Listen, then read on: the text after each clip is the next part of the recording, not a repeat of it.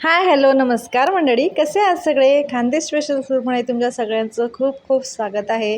तर आज आपण मस्त असा स्पॉन्जी डोसा, कोणतेही डाळ तांदूळ न भिजवता अगदी स्पॉन्जी डोसा घरच्या घरी कसा बनवायचा ते बघणार आहोत. अगदी झटपट हा डोसा तयार होतो.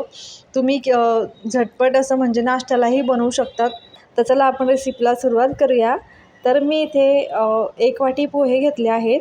हे पोहे आपण जे एरवी कांदा पोहे बनवतो तेच पोहे घेतलेले आहेत. तर हे पोहे मी छान स्वच्छ पाण्याने आता धुवून घेत आहे.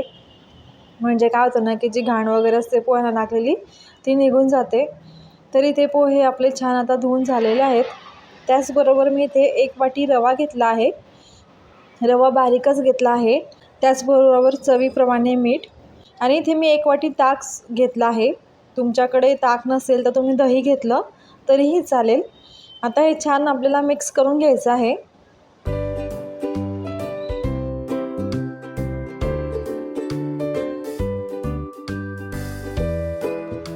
पाणी घालून आपल्याला छान मिक्स करून घ्यायचं आहे सगळं बॅटर. तर मी त्याला थोडं थोडं पाणी घालून छान मिक्स करून घेत आहे. तुम्ही बघू शकता. 1 चमचा साखर. तर आता आपलं बॅटर छान मिक्स झालेलं आहे. तर मी आता 10 मिनटं रेस्ट करण्यासाठी सोडून देते आहे. तोपर्यंत आपण डोस्यासोबत लागणारी चटणी करून घेऊ. तर मी इथे 1 वाटी भाजलेले शेंगदाणे घेतले आहे. 4 ते 5 हिरव्या मिरच्यासुद्धा भाजून घेतल्या आहेत. 5 ते 6 लसूण पाकळ्या, 7 ते 8 पुदिन्याची पाने. तुमच्याकडे कोथिंबीर असेल तर तुम्ही कोथिंबीरही घालू शकता. चवीप्रमाणे मीठ. आता छान मिक्सरमध्ये आपण चटणी वाटून घ्यायची आहे. तुम्ही बघू शकता इथे माझी चटणी वाटून तयार आहे. आता मी चटणीला फोडणी देत आहे. तर मी इथे तेल गरम करून त्यामध्ये जिरं, मोहरी आणि कढीपत्ता छान अशी खमंग फोडणी तयार करून घेतली आहे. तुम्ही बघू शकता इथे आपली चटणी तयार आहे.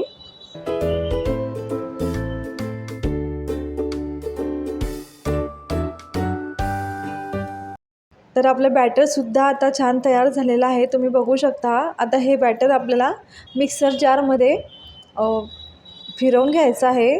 तर मी आता हे सगळं बॅटर मिक्सर जारमध्ये टाकून घेत आहे आणि छान मस्त असं 1 ते 2 प्लस मोरवरती हे बॅटर मी छान फिरवून घेत आहे. म्हणजे आपल्याला बारीक फाईन बॅटर बनवायचं आहे.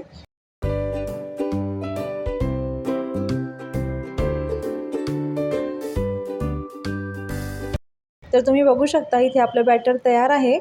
आता मी हे छान भांड्यामध्ये काढून घेते आहे एका. तर आता इथे आपलं बॅटर तयार झालेलं आहे डोश्यासाठी. तुम्ही बघू शकता किती छान असं तयार झालेलं आहे.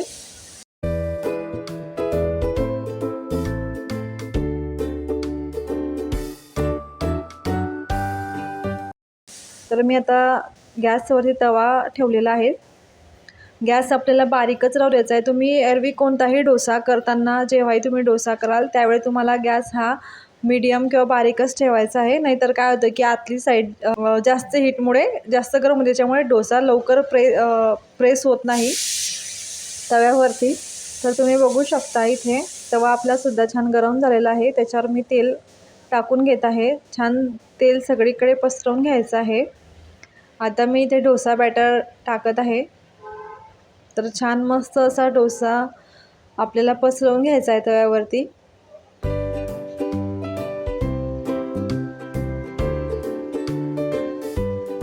आता छान थोडं मी तेल सोडत आहे कडेला. खूप छान आणि टेस्टी हा डोसा तयार होतो. अगदी झटपट होतो. तुम्ही मुलांना डब्यामध्ये सुद्धा हा डोसा देऊ शकता.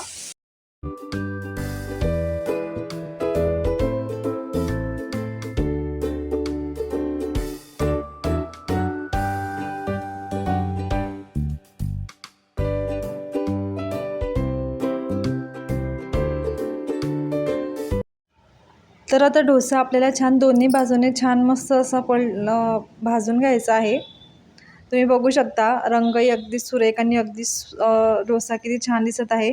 तर इथे आपला डोसा आता तयार आहे खाण्यासाठी. तर मी तुम्हाला अजून एक डोसा बनवून दाखवते. तर दुसरा डोसासुद्धा छान तेल टाकून घ्यायचं आहे आणि पसरवून घ्यायचं आहे छान.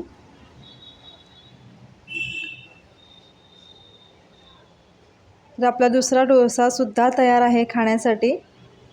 तुम्ही बघू शकता किती सुरेख असं दिसतं हे डोसा आणि अगदी स्पॉन्जी हा डोसा तयार होतो, अगदी झटपट तयार होतो, खूप कमी साहित्यामध्ये तयार होतो. तुम्हाला नक्की आवडेल.